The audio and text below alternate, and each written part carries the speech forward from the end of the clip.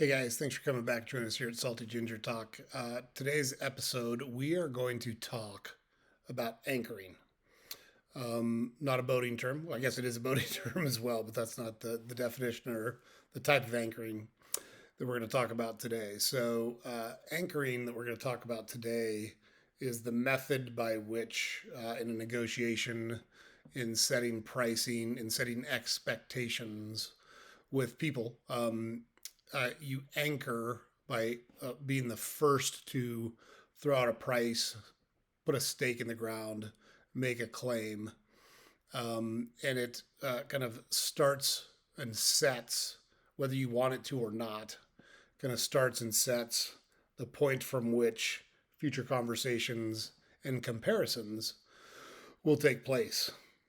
So it's super important to understand that because it is real. Tons and tons of research that show the anchoring effect is real. And we'll talk through several examples in our conversation today about how anchoring works, where you can see it in real life, what to look out for. It's not necessarily bad or nefarious, but it is very real and really speaks to human nature and how most of us, well, really all of us, think similarly. Are there some people that might not be impacted by it? Probably, but they'd be very, very rare, and they'd be outliers on that bell curve. They'd be way out on the tails of the bell curve. Um, just like a quick definition, which really doesn't give you much, but we'll do it real quick. The anchoring effect is a psychological phenomenon in which an individual's judgments or decisions are influenced by a reference point or anchor, which can be completely irrelevant. And I think that's the most important part. Is an anchor isn't necessarily relevant to the conversation or the negotiation. And nevertheless, it acts as an anchor and keeps dragging people back to that point. Both numeric and non-numeric anchoring have been reported in research. In numeric anchoring, once the value of the anchor is set, subsequent arguments, estimates, etc., made by an individual may change from what they would have otherwise been without the anchor. So, we throw a price out, and all comparisons from that point forward tend to revert back to comparison to that price. Doesn't matter if the price is correct or not, doesn't matter if it's real or not, doesn't matter if it's legitimate or not. Anchoring is a real phenomenon. It's a real tool used in setting pricing and negotiating and just like kind of in everyday life. And we'll talk through that here with some examples. Some of these examples to think about are like car sales, whether it's a used car, whether it's a new car, it doesn't matter. When you think about the pricing on cars, anchoring is real. And so that can be used both ways to try to drive prices up or to make you feel like you're getting a good deal because they were artificially high and then they come down off of that price to make you feel like you're getting a good deal. So, at some point we'll do a video or an episode just on tips and tricks you can use to negotiate a car purchase. And, there's a lot more information out now, but I'm 52 and it used to be very difficult to know if you're getting a good deal or not on a car. You had to do a ton of research. There was no internet. There was no Kelly Blue Book. There was no Carfax reports available. But one of the things that is tried and true is that car dealerships have to pay for cars. And the way the financing works is you typically get them on like a 90-day, same as cash, financing. And so the dealership, as you approach that 90 days, is much more willing to make a deal on a car instead of having to write a check back to the manufacturer for that car. And so anchoring in that instance would be, let's say that the Kelly Blue Book value on a used car is $10,000, and it doesn't matter what car, just pick a car. Let's say it's $10,000. Someone could put a price out there for 13 and you say, oh, well, but yeah, Kelly Blue Book says 10. Well, yeah, but my price is 13 because it's got alloy wheels and it's got leather seats and heated and cooled seats and a heated steering wheel and it's got the anti-rust package and blah, blah, blah, blah, blah. So because they've started the conversation at 13, it's going to continue to drag your comparisons back to that 13 instead of the 10 that the Kelly Blue Book says. And I know it sounds crazy. I know that, like, we're talking about it right now, it sounds very straightforward. You go, no, the Kelly Blue Book's 10. That's what it is. The anchoring effect really is going to impact that negotiation and conversation and keep dragging people back towards that anchoring number. Real estate works very similarly, right? So I've bought and sold a lot of real estate, and what I try to explain to people, which is like, this is just statement of fact. I don't know why this is even controversial or disputed. Your property is worth what someone in an arm's length transaction will pay you for it today. That's what your property is worth. So the only way you know what your actual property is worth is to sell it, and then you'll know exactly what it's worth because you'll be able to get offers from the market, and the market will tell you how they value your property and what it's worth. So appraisals are great. Opinions, broker BPOs are great. Fine, those are all good estimates and good proxies for selling the property. But the reality is, your property's worth what it will pay, what it will draw on the open market today. That's what it's worth, plain and simple. But so you can do anchoring in two ways in real estate. You can do it, high price. You can look around comps and say, hey, nothing in this neighborhood sold for more than 250, but you've got this house listed at 299. Well, yeah, it's got a new roof and all the mechanicals are updated, a new furnace, a new AC, a new condenser. We just replaced the windows, et cetera, et cetera. So none of those comps you showed me are at 250. That's why we're at 299.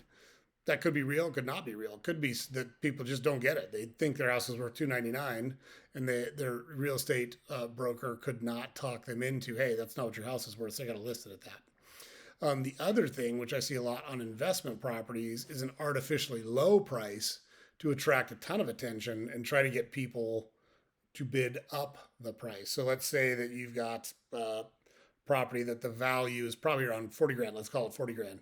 And look, I'm in Cleveland, Ohio, and there's stuff here, at least there used to be, that would sell at 40 grand and you could make some money on it. So the broker listed at 29.9, and investors would go, hey, that's a heck of a deal, 29.9. So the offers would flood in. So let's say you get 5 offers. You call everyone and say, okay, so we've got multiple offers. We need your best, last, and final by Friday at 5 p.m. And then everybody's got to write in, okay, here's the most I'm willing to pay. So maybe you drag someone up to 49.9 when you think it's worth 40. You made an extra 10 grand. So the anchoring works that way too, to attract people and say, hey, I'm getting such a good deal because it was 29.9. They lose sight of the fact that they've moved so far away from that price. Anywhere you see limited time offer, you can see anchoring in place there, because the limited time offer says, look, the price is here, but only for a limited time. It's usually here. And that regular price, what they call a regular price, maybe it is a regular price. A lot of times it's not a regular price. It's some inflated price, or it's their regular list price that they never, ever, ever sell the product at. But let's say, the regular price is $500, and today we're going to sell it for 4 easy payments of $49.99, right? How many times have you seen that on television? Whether it's a set of steak knives, pots and pans, a vacuum, whatever, right? You see that all the time. So limited time offer, anytime you see that, rest assured that there's anchoring taking place in that conversation. Same thing can be said about discounted price, right? So you go to the store and it says, hey, this is usually this price, but for the next week, it's this price. That's anchoring. They're trying to show you, by anchoring you at a higher spot, and now they're down here, what a value you're getting on that product. Same thing goes for buy one, get one free. So buy one, get one free, that's typically done at a retail, which is grossly high. So cereal, right? Cereal's a great buy one, get one free item in a grocery store. And if that price is normally $3.49, they're going to take the price up to $4.99 and do a BOGO. And so you're essentially paying $2.50 for each cereal instead of going from $3.49 to $2.99 or $2.49, a buck off. You do the BOGO, and it feels like you're getting a different value. Speaking of which, the private label products. I handled private label products for the largest grocery wholesaler in the country for a long time, and there's been lots of studies that show the price gap between the national brand and private label items, the optimal price gap is somewhere between 18 and 22%. And the thinking goes that if you've got, let's just use Kraft macaroni and cheese and private label macaroni and cheese. Let's say Kraft macaroni and cheese is a buck. You want the private label to be somewhere around 80 cents, somewhere in there. If you're too close to the brand, let's say that Kraft is $1 and the private label is 90. 10 cents isn't a huge savings to take a risk on an unknown product. I know what I'm getting with Kraft. I had it as a kid. It's consistent. I know what to expect for quality. Why would I take the chance? And if you go too low, let's say you go two for a buck, like, wow, what a value. But what am I getting? Like, that's got to be crap in a box, doesn't it? It's so much cheaper than Kraft. It can't be comparable quality. Um, so that's, it's private label is a great way to think about anchoring because it anchors off of in whatever category, whether it's a paper category, frozen vegetables, dairy products, whatever. It anchors based on the national brand price for the equivalent item. And that works all day long. If you show that 18 to 22% value, you'll get a lot of trial on your private label items. I speak from experience on that one. Um, so non-financial, we saw a lot of anchoring during COVID. Number of deaths per day, number of transmissions per day. Even the way the whole thing started out, where if you think way back to when it first started, the first case slash outbreak was in Washington at a nursing home. And hey, look, when you've got an at-risk population, an elderly population that has multiple comorbidities, and they're inside, they're not outside, they're not getting fresh air, they're breathing in recycled air and kind of exchanging those viruses back and forth. Yeah, you're going to see a casualty rate on a respiratory disease that's much higher than the normal population. Well, if you take that casualty rate and you apply it across the population, you can get a wild number, like 3 million people could die from this. If you think way back to the beginning of COVID, that's what happened. They just, anyone that can do math can make a model say whatever they want it to say based on the inputs they put in the model. And that's what happened. Like straight up, that's what happened. People can dispute that all they want, but there's pretty solid evidence now, 4 years out, that that's exactly what happened. And you just got to be careful. You got to be smart. You have to stop and think, hey, does this number make sense? Does it pass logic, common sense? Does it pass the eyeball test? Yeah, I never bought into the whole COVID paranoia. I get it was real. I get it was a real respiratory virus. I understand the first strain was more virulent than the other strains, but that's normal on any virus. Viruses tend to weaken over time because they don't want to kill the host, because then they've got to go find another host. What they want to do is be able to quickly infect the host and take over and live in that environment for a long time. Now, if the host dies, that doesn't help the virus. So the viruses tend to water themselves down over time. So really, the gross overreaction that we saw from COVID, a lot of it was due to anchoring and being able to anchor people to a number and scare them by anchoring them to that number. And then when they're afraid, they're much more willing to give up their rights, give up their freedoms, acquiesce, go along for the greater good. A quote I really like a lot says that anyone who sacrifices liberty for safety will lose both very quickly. That's proven true time after time after time. When you're willing to allow the government or some organization or some overlord run things for you, they're going to take away your freedoms. They're going to take away your rights. They're going to make you acquiesce to what they want. And there's just example after example after example of that in human history. And so you just got to be smart about that and be careful of it. So there are some factors that influence anchoring. Mood, like we just talked about with COVID. People were scared. And I'm not saying they were wrong for being scared, but I think you got to check your head a little bit and say, hey, is this realistic? Look around. I heard about all the COVID deaths. I know 2 people that died of COVID ever in 4 years. So if it's so bad, when polio was around, like my grandmother had polio, she was in a wheelchair for the entire time I knew her. And they knew lots of people that got polio. That was an epidemic. It was not hard to see. That person can't walk anymore. That's real. When you looked around, people that got COVID generally didn't die. A lot of them didn't even go to the hospital. It was a very low hospitalization rate. It was a very low death rate. But the mood of panic and fear allowed the anchoring of those numbers and those statistics to scare people into doing stuff that they look back now and go, yeah, probably overreacted on that one. I got that one wrong.